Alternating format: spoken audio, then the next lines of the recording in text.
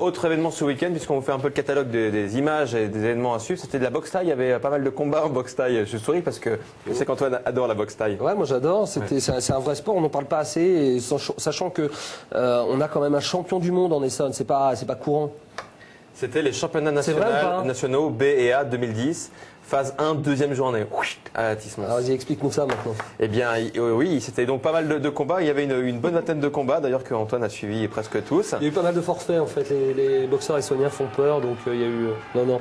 Mais il y a eu pas mal de forfaits. C'est un club vraiment très très développé, avec effectivement Jonathan Camara, qui est devenu champion du monde récemment en Thaïlande. C'est vraiment celui qui fait peur à tout le monde. On l'a déjà reçu sur ce plateau, on le suit depuis pas mal d'années. On va écouter dans quelques instants dans son entraîneur.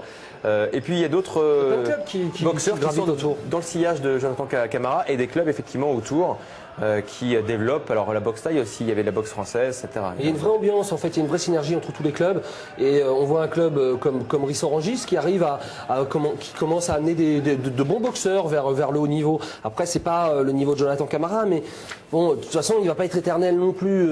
Là, il va recombattre bientôt pour un autre championnat du monde. Pour lui, la boucle elle sera bouclée. Qu'est-ce qu'il va faire derrière? Il va peut-être plus passer sur des galas, il va peut-être plus profiter de ses acquis de titres. Il va falloir pour Atis-Mons arriver à trouver la relève maintenant. C'est une autre histoire. C'est une autre histoire qui commencera pour tous les autres clubs aussi. Ce week-end, boxeurs de Savigny-sur-Orge, de Bouchy-Saint-Antoine, etc., Donc des clubs dont on parle un peu moins ici. Pascal Mathieu, l'entraîneur de Jonathan Camara, revient sur la victoire de Jonathan Camara, justement son boxeur en Thaïlande. C'était au mois de janvier. Il faut dire que pour être champion du monde reconnu en boxe thaï, il faut gagner en Thaïlande contre un Thaïlandais chez lui. Ça a été le cas. KO deuxième round. Les titres sont plus valorisés. Ah bah ouais, ça n'a pas traîné quoi, et paf le chien quoi. En 2 minutes quoi. Allez, on va écouter Pascal Mathieu, il revient sur ce combat. Le travail à payer, KO deuxième round contre le champion du Raja, un gros stadium là-bas, et donc Jonathan confirme son statut et là il est champion du monde. Ça va être quoi la suite justement vis-à-vis de ça? Défense de ceinture contre un Australien là au mois de mars, et puis une réunification en cours dans la saison avec une autre fédération. On est passé à un autre niveau, avec Jonathan, il est sur autre chose, il est vraiment sur les plus grands là.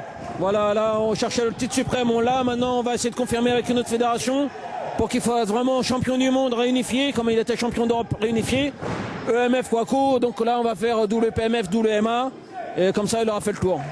On a fait le WPMF et WMA, c'est ça? C'est un peu compliqué, mais voilà, on sait que Jonathan Camara, il est tout à fait capable de tout réunifier.